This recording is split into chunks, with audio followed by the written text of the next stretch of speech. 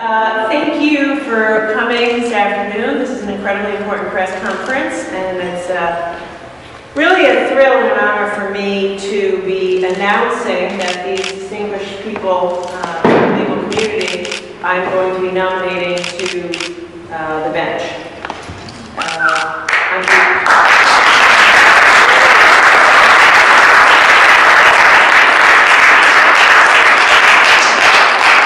For whatever reason, in my term as governor, there have been a number of vacancies, and so we are seizing upon that opportunity to put the most qualified people that we can on the bench, also making sure that they're people deeply committed to Rhode Island, and that they look like the people who come before them in any given day in a courthouse. And that's so I have six seats to fill. I'm making the announcement today, and I'll be submitting their names to the Senate on January 1st. Right after the inauguration, we will send the names to the Senate. I'd like to take a second to introduce each of them to you, beginning with Keith Cardozo. Keith is a lifelong Rhode Islander, a graduate of Roger Williams School of Law, and a partner in his own firm. He has spent his entire legal career in the workers' compensation court, trying 30, 40, 50 cases a year. And now I'd like to see him sit on the other side of the bench. And so this January, I'll be nominating him to be a judge on the workers' compensation court. Congratulations, Keith.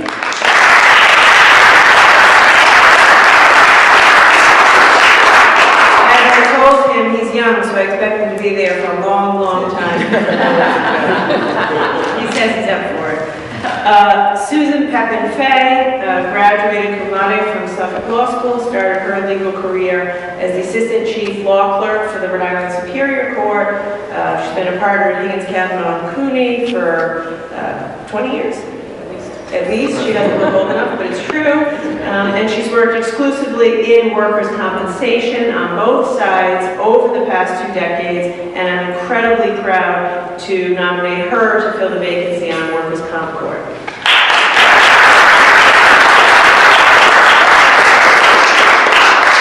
Melissa DuBose is a graduate also of Rhode Island schools, beginning with Shea High School, Providence College, and Roger Williams School of Law. In between undergrad and law school, Melissa taught social studies and history at Central High School. Had an experience while she was a teacher at Central High School with the criminal justice system. One of her students was involved in a murder, and that affected her so deeply that it prompted her to go pursue a law degree. She went to law school. After law school, she started her career as a Special Assistant Attorney General. She's currently in-house counsel at Schneider Electric and member of the Roger Williams School of Law, and I'm very proud to be announcing that I'm nominating her to a position on the district court.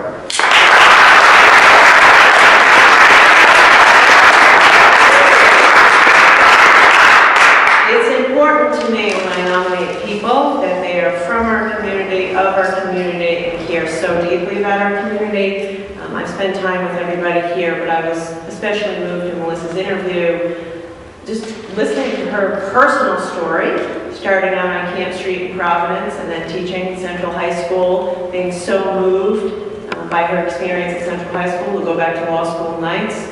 And Rhode Island's going to be lucky to have you on the bench. Christopher Smith, who's here with his fiancée. You got a lot of good stuff going on in your life, Chris. Holds a JD from Roger Williams, but also an LLM in International Environmental Law from the University of Oregon, which those of you who are not lawyers, an LLM, it's a big deal. It's not easy to get, and it's a testament to your intellectual strength. After passing the bar, Chris worked for state senator, for the Conservation Law Foundation, and then in private practice.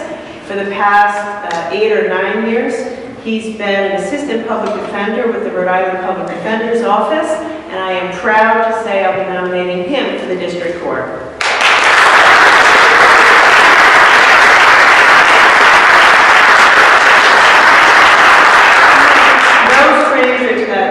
And he is famous for his work ethic and assures me he'll be the hardest working guy on the bench I've ever seen. So we'll see.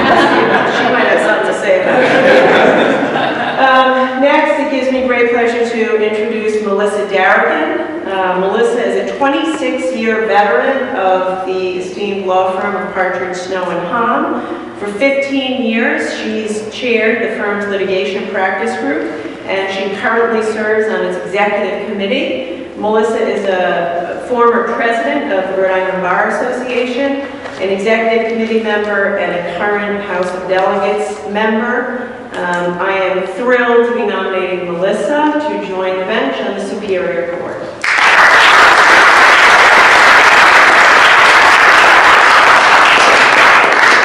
In addition to everything I just said, she is extremely active in the community, fluent in Spanish, very involved in St. Michael's Parish.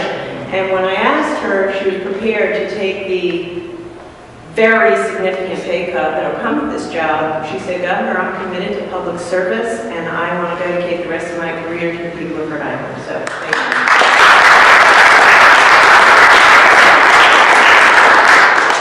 And last but definitely not least, I'm very proud to introduce Richard Marilla. Richard has spent the past 2 decades representing clients in front of the family, district, and superior courts.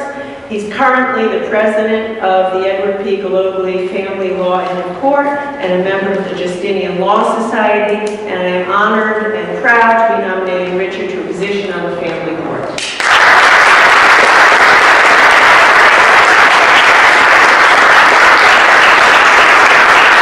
I told Richard to tell him he was my pick for the family court, and there was like a 90-second silence. You're fantastic. Your colleagues love you. You're going to do a great job. And today he told me he didn't remember the conversation. So I will say that nominating folks to the bench is one of the most consequential things that a governor can do. These folks will all be on the bench for decades to come. They will have the opportunity to impact the lives of thousands of Rhode Islanders and make law. And make law. And, they'll also have the opportunity to set the tone of their courtroom. And I have confidence in every one of them to set a tone of seriousness, of humility, of respect, and of equality under the law. And I know from having spent time with each of these folks and talked to some members of the community that they're committed to those values. And that's incredibly important to me. There's one other person here who I have to recognize and thank, and that is Sally Dowling, who is the chair of the Judicial Nominating Commission, the head of the JNC.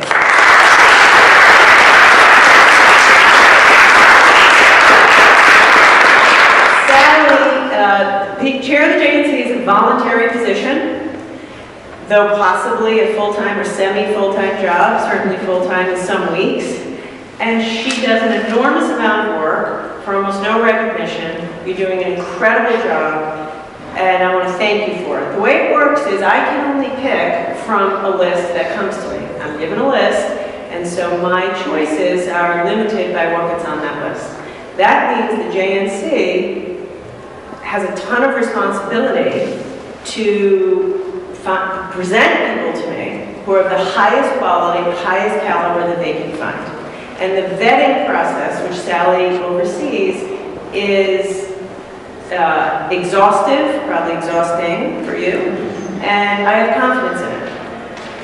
I would say just as important, about a couple of years ago, I went to Sally and I said, "Sally, we have to cast a wider net.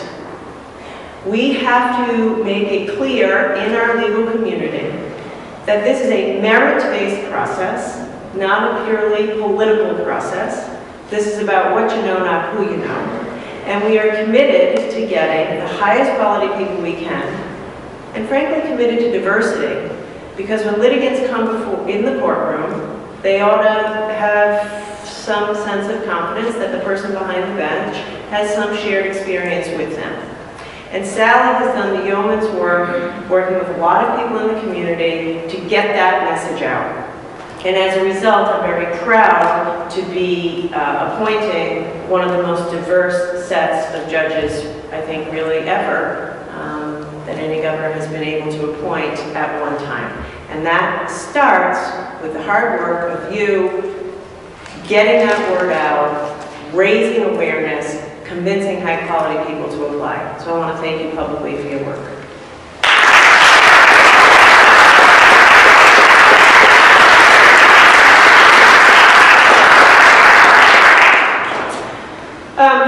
I want to thank you guys. Thank you for agreeing to step up and serve. Public service is very difficult. You're going to be working long hours. You're going to have very tough decisions in front of you. Not everyone's going to like every decision. Take it from me. No, you have like tenure. That's a good thing. But in all seriousness, I'm very proud of you, and I'm grateful to each and every one of you for throwing in that ring, going through the process, and agreeing to step up and serve. So congratulations, thank you, congratulations to your families, and I'm happy to answer any questions from the press. Governor, beyond these nominees, what will it take to bring about a judiciary that more accurately reflects the makeup of Rhode Island? More of this, more of this. We've made, I think, a lot of strides. I'm proud of everyone I've put on the bench. I'm very proud of this group. I'm going to have more nominations. I think there's three that just came onto my desk the other day. I suspect over the course of the next 4 years, I'm going to have an increasing number coming to me, or not increasing, but more. And if we continue on this path over the course of my 8 years, I think we really will have a chance to change the makeup of the court for the better.